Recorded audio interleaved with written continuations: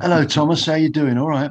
Hey, I'm doing fine. How are you? Yeah, well, I'm sitting in I'm in Cork in Ireland here. Unfortunately, we can't all be in the same room, so Mhm. and it's always nice to chat as opposed to be interviewed. Yeah. Um,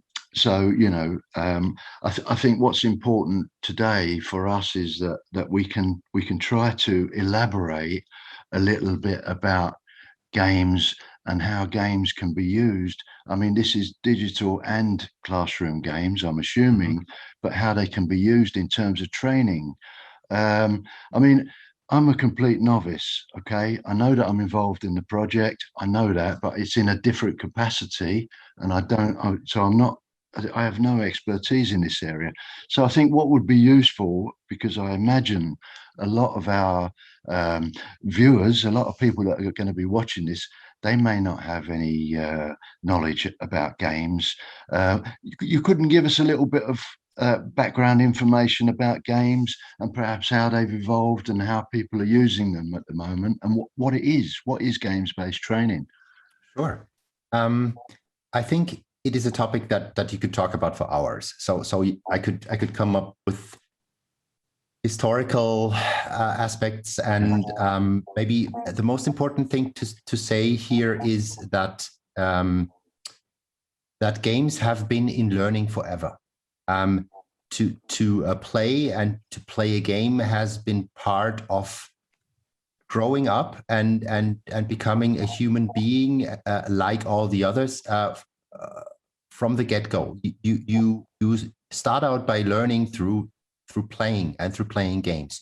So it has always been a necessary and a very relevant aspect of becoming who we are, especially when it comes to social aspects, when it comes to personality, when it comes to roles and and getting along in society, understanding rules, stuff like that. So this is very basic stuff. And if you have a look at games nowadays, what the importance of the medium is, and also what their potential is, um, you could come up with some very basic aspects that make games a valuable tool for teaching anything, actually. And the most important thing here is that games are relevant today. Games are something that happens in every household on an everyday basis. You you can play games everywhere, and you can play games on all platforms. You can play a game in the garden. You can play a card game or a board game, like more or less a family tradition. Like you have your regular evenings where the family gets together and plays a game together. And I guess everyone understands the benefits of these gameplay sessions. They are very social. You get to know each other. You learn something about yourself and the other people. I think, Thomas, if you don't mind me saying, I'm not sure that people do understand the benefits as such because we all take it for granted. I mean, I'm mad for Sudoku, Mhm. I, I do a lot of solitaire and stuff like that. Mhm. You know what I mean, online. And for me, I Why? do it. I do it because I think it helps to keep my brain sharp. Mhm. I like it, and I find that there's a bit of a challenge there, but I don't do that consciously. I just play the games, and I think lots of families and lots of people who use games they don't probably appreciate what they're learning, as opposed, for a lot of people they're just playing the game, you Mhm. know, but there's a lot of associated benefits and skills that you're developing while you're playing, you know. Absolutely. Still, I think first and foremost, the most important aspect about games is that they are a feel-good tool. You probably play Sudoku or whatever game you play because you like it. You feel well doing it. It's for recreation, or it's for getting your or keeping your brain sharp, to have this intellectual challenge. And this is actually this is essential aspects about using games. That's actually what you also bring to the classroom. But if you go one step further, and if you include digital games and this huge medium of I'd say it's rather the main medium for young people, and the games industry is selling millions and millions of copies, and they are doing that. They are able to do that because games are attractive. They are attractive tools and attractive worlds to sort of bring you in and test your skills. Every game is a set of problems that needs a solution, and as soon as you have found the first solution, you will be presented with a second one a little bit more difficult. So one thing that is very good about games and that schools and teachers sometimes struggle with is this sequence of well-ordered problems. A game is elaborating on a set of problems and is making them more and more challenging every single time. There are levels of difficulty for Sudoku. There are simple, there are medium, there are hard, and there are even Sudoku World Championships. And they have relatively successful YouTube channels, and they take one Sudoku after another and showing the real challenges about it. So this is a very basic situation, and these basic aspects about games are in general good for learning. They make it fun, they make it social, it's challenging, but it is a culture of being free to fail and fail without any consequences, and then fail better next time. So you have the possibility to learn through failure. You have a hypothesis, you think this is the way it is going to work. So this in this specific block, there's going to go a 7, and then you are going to check all the other numbers. So you have your theory, and then you are going to test it, because if it is valid, then you can keep going. If it is not valid, then you need to find another hypothesis. And this is actually, it is very close to scientific thinking. Actually, it is this testing of ideas. And when it comes to digital games, a major aspect, a major benefit of bringing digital games to the classroom, while there are these many challenges at the same time, a major benefit is that a game can simulate actually almost everything. So when you are looking for a game about any topic, there is probably going to be a game. There's a game about driving a truck throughout Europe. There's a game about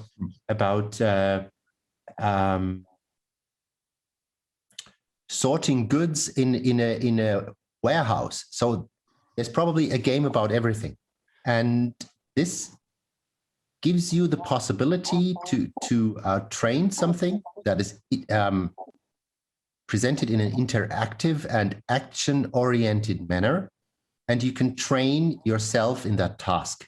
For example, you can learn how to build a sound budget, how to go through your finances, and if you fail, there are no consequences besides the fact that you lost this game, and you can start over again. So this is actually it has a wealth of benefits, and bringing games to a classroom are definitely, especially in our times nowadays, are definitely the way to go, even though there are that many challenges and problems when trying to bring them to the classroom.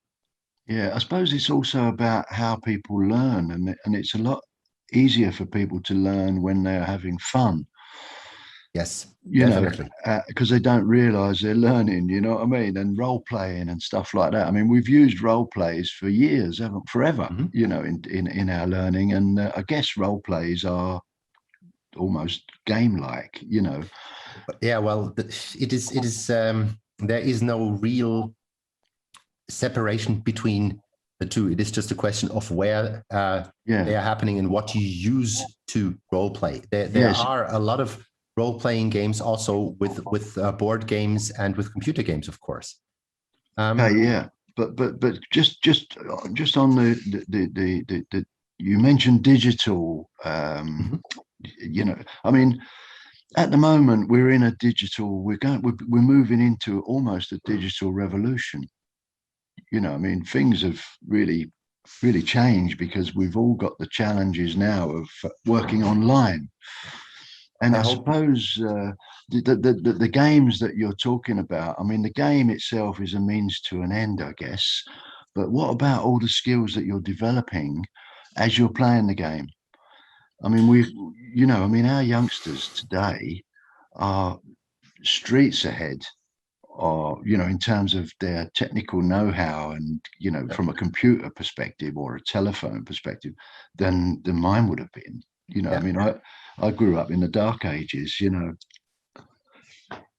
Well, depends on the point of view, I guess.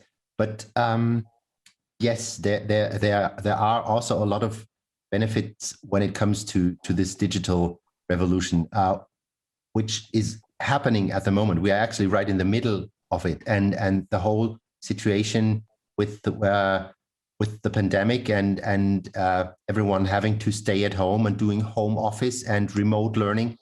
It just makes this revolution faster. And there's nowadays you have the feeling that you cannot go back. There won't be this, it won't be the same if COVID is finished one day. We won't go back to our old patterns. We will work remotely. We will learn on a very digital focused platform and about very digital focused topics, because everything is going digital. Being a citizen means being a digital citizen. Being a worker means being a digital worker. And if you are not now, you are going to be one very soon. And to be prepared for that is actually essential and a good way to go there, because you need a lot of motivation to learn all of that new stuff. It is challenging and it is difficult, and it is a lot of new platforms every single day. But to be motivated, to be able to go this long path, I'd say that games are the way to go there, because they can motivate you to work a lot on very difficult problems. Okay. Just in terms of games, I mean, earlier you said that there were games for everything. Okay.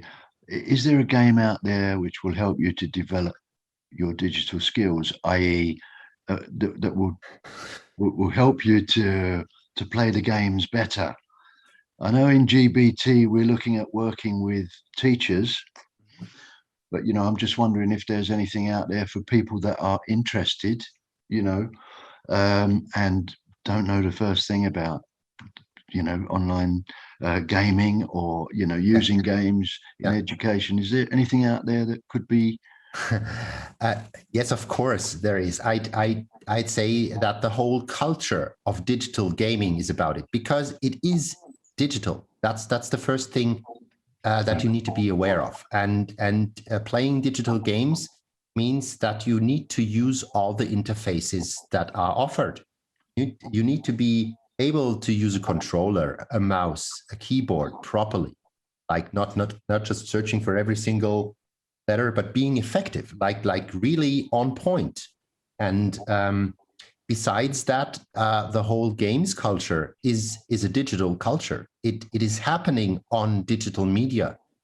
For example, if you are into esports, and that is competitive gaming, sports like gaming, then you need to be able to have a plethora of digital skills, and also a long list of personal skills, like being adaptable, having the grit to keep going, stuff like that. And they are all sort of entangled. They all belong together, but you learn the whole bunch. And that's what we are aiming at, actually. For me, games culture is the perfect entry point to a digital future. And that is what we need to bring to schools, especially. And I would like to add this one aspect, as we are talking about basic skills teaching. The project was about basic skills teaching. And if you have a look at basic skills students, they are very diverse. And this is a challenge for every single teacher. And if you have a look, for example, at topics like accessibility, like how to communicate information, this is a challenge. It is a challenge for a teacher, and it is also a challenge for a student to sort of decipher what the actual task is. The most famous thing might be textual examples for maths. You need to be able to understand the language, to take out the right information, and to translate it into mathematical language, and then do the formula on top of it. And this is a very complex process, and a lot of students fail with it, even if they are not doing basic skills training. Regular school students are really challenged by that, and games are actually pretty good at that, because they understand communication in a different way. There are a lot of games that communicate a lot of information without using a single word, just by presenting the right interface, by highlighting stuff, ideas, elements. And this is actually what games are really good at, to find effective ways of teaching and communicating information.